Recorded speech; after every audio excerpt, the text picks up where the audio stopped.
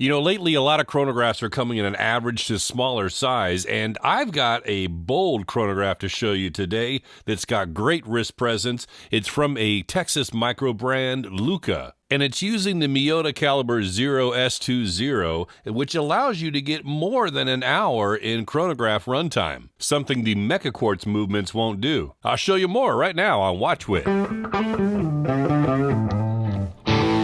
Hey now, I'm Whit. Welcome in. This is the LUCA CH-1 Cronograph. It's a fully polished case, but this also comes in a brushed version denoted as their BR1 chronograph. Let me share all the specs and details with you, and then I'll give you my likes and dislikes. So this is a 316L stainless steel case, fully polished, as I said, with the exception of the brushed top side of the lugs. It's got a flat sapphire crystal with anti-reflective coating, a screw-down signed crown, and then you've got freestanding pushers, a solid screw-in case back, and 100 meters of water resistance. There's a 90-click unidirectional bezel, and it appears to be a ceramic insert. Now this is a layered dial, the main layer being that blue textured part, and then the three sub-dials are kind of integrated into that layer, and then they have that polished surround ring for a nice detailed separation. And then a larger radial grooved ring sits on top of that layer, which incorporates your chapter ring and main indices. The three sub-dials are a 60-minute running timer for your chronograph,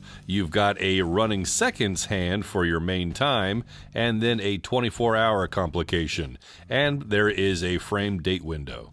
As I mentioned, that is the Miyota 0S20. It's a tuning fork type quartz crystal. It's got about a 5-year battery life, of course, depending on how often you're running that chronograph, and has a stated accuracy of about plus or minus 20 seconds per month. I hand timed this one over just 6 days, but it came in at 0.0 seconds per day. Now the CH-1 is 45 millimeters in diameter, 53 millimeters lug to lug. You got a 22 millimeter lug width for your straps, and this bracelet tapers down to 20 millimeters, 12.6 millimeters in overall thickness, and it weighs 167 grams on this bracelet. All right, let me give you my yays and nays, and I'll give you the bummer news first. So the handset loom is not as bright and long-lasting as the bezel. The bezel is like really crisp and nice and bright. But I will say the handset actually is legible throughout the entire night, though.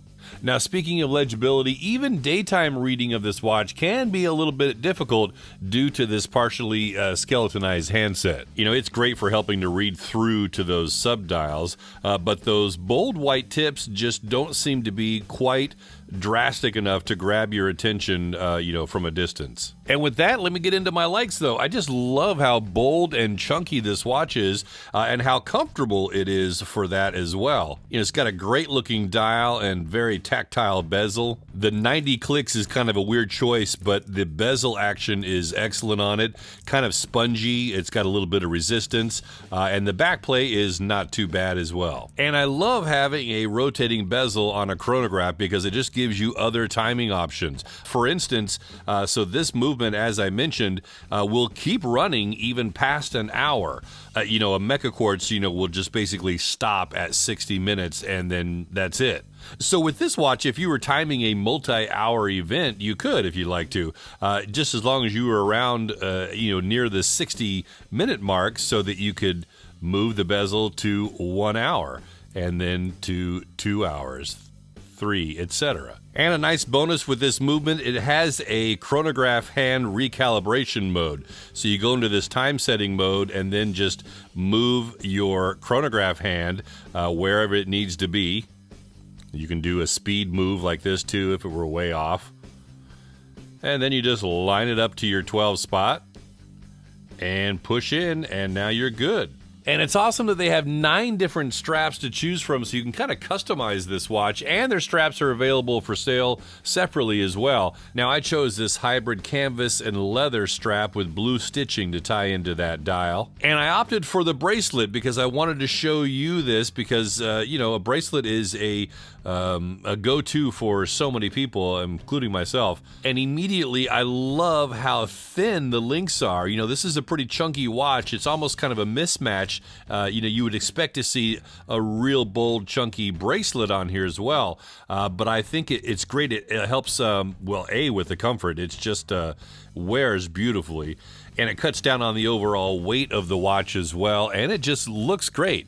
And then you've got this kind of butterfly clasp look back here, but it's actually a standard deployant. Now, the bad news is that you don't have any micro adjust with this, just like a butterfly clasp, so there could be some fitment issues for you. It's got quick release spring bars, and those are standard too, so you can replace them if for some reason they become bent or defective. And it's just a straight in link, so it's not a custom fit to the watch head, but the good news there is you can use this with other watches you may own. The LUCA CH-1 Cronograph comes in Brandeis Blue. You've got Obsidian Firefly with yellow accents, Obsidian Flame with orange accents, and a Roseau Red. These run $286 US with free shipping in the US, plus there's a 2-year warranty. And again, 9 different straps you can choose from, including no upcharge if you choose the bracelet. LUCA out of Texas, the CH-1 Cronograph. What do you think? Leave your comments down below. And if you're kicking around on YouTube a little longer, maybe check out a couple of these videos. I'll see you over there. I'm Whit,